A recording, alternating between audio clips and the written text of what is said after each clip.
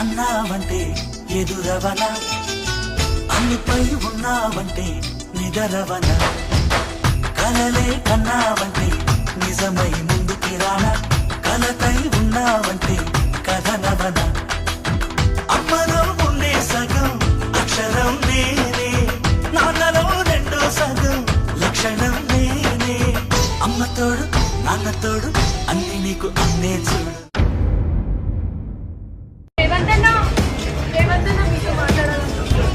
అన్నయ్య అన్నావంటే ఎదురవన, అన్నిపై ఉన్నావంటే నిదరవన, కలలే కన్నావంటే నిజమై ముందుకి రానా, కలతై ఉన్నావంటే కథనవన. అమ్మలో ఉండే సగం అక్షరం నేనే,